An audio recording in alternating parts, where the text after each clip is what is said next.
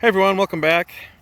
Here with the dog, and Maddie's over there watering plants. We'll take a look at the plants in a little bit.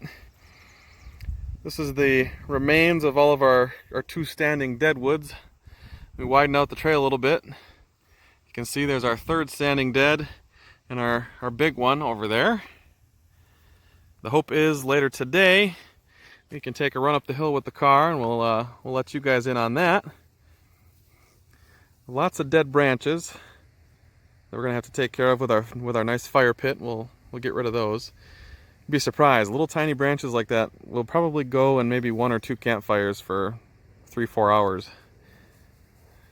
Come on, Anna, let's go.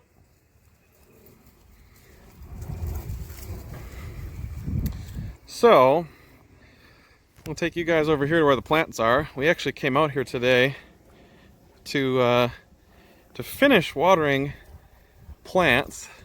We watered them yesterday and they were doing okay, but it was an 80-degree day here today, so we figured we'd stop by and we'd water these.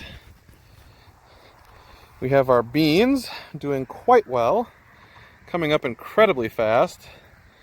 Our cucumbers in the cucumber patch, spaghetti squash there, and then in the corners. Spinach is doing incredibly well. You can see these little things that look like blades of grass here. Oh, where's my camera? There. Those little things that look like blades of grass. This one especially. That's onion. And then across the way you can kind of see the starts of romaine lettuce on the other row. And then we also have over here, we just took care of this a couple days ago. We have some rhubarb. Which right now, some of them look like they're wilting and dying. Some of them look like they're doing halfway decent. We're not 100% sure. I've never had my own rhubarb.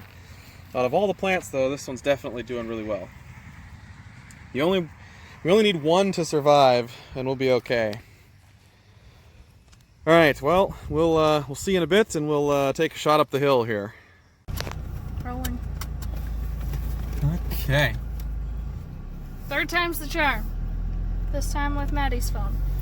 For some reason, the Galaxy video recording is just not the nicest. If you hit a button accidentally or touch it weird. Okay, here we go.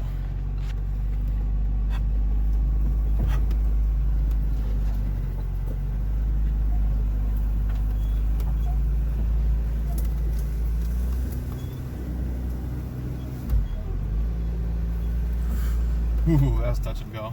Okay, we figured out that this next section, you either got to give it or just don't. So here goes nothing.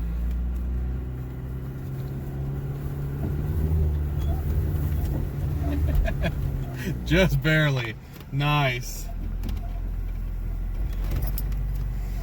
See, the problem is, see the big rock to the right there? We have rocks that are the size of half of my car sticking out of everywhere. It's almost impossible to take care of those rocks without some sort of explosive or some way to crack it or break it. So all those rocks that we kind of went over to get up here, that's one of those things. Then off to the right here, if Maddie looks down a little bit, I cut the path to hopefully have enough room there, but it turns out the room that we have was not quite enough. I think if we cut that a little better the second time, we'll have plenty of room. And then the other thing I did here, on the right-hand side, I also made sort of a cutout that we can turn around in, because up until this point, we had nothing that we could use to turn around.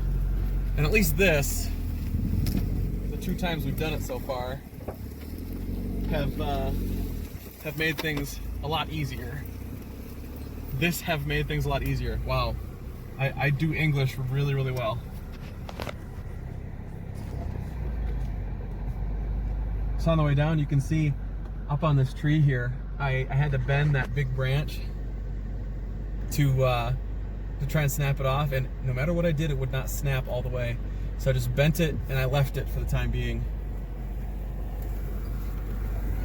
This was many hours of prep work to try and get in the trail, at least big enough for a car.